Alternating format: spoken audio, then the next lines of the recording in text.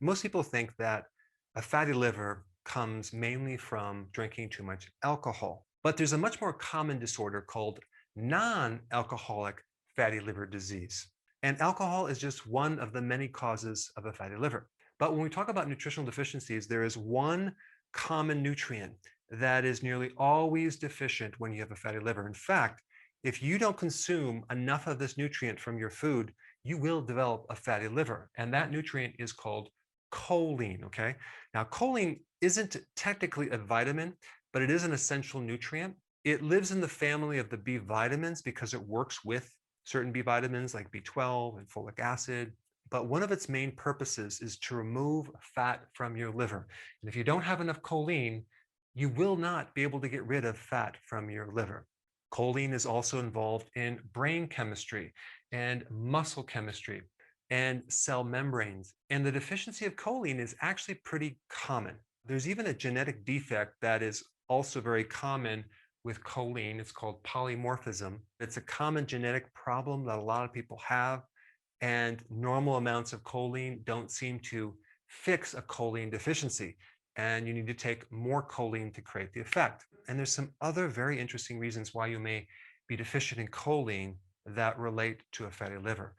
Now, if we actually go beyond some of the typical reasons why people develop a fatty liver, drinking alcohol, consuming carbs, taking corticosteroids, Tylenol, certain medications, solvents, petroleum products, viruses, consuming too many seed oils, which are high in omega-6, which create inflammation, or of course the fructose or high fructose corn syrup. Then we get to these four things that cause a fatty liver: anorexia nervosa, gastric bypass, parenteral nutrition, that is nutrition fed from an IV, and antibiotics. Now, why would someone with these situations have a fatty liver?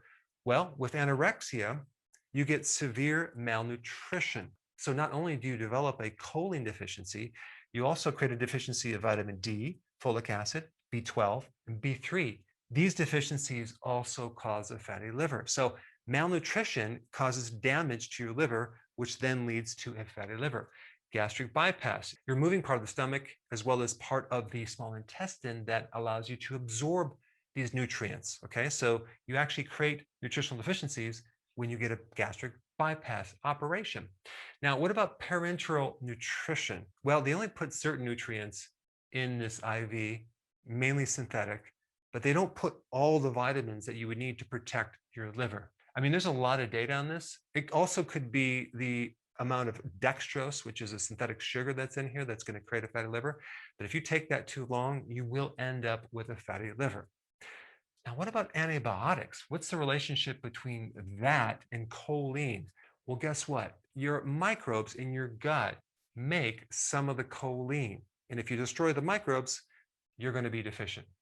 So now the next question is, what foods are high in choline? Well, it's the foods that you may think cause a fatty liver: egg yolks, liver, beef, chicken, as well as cruciferous vegetables, fatty salmon, almonds, which have a smaller amount. And just so you know, a high fat diet doesn't cause fat on your liver.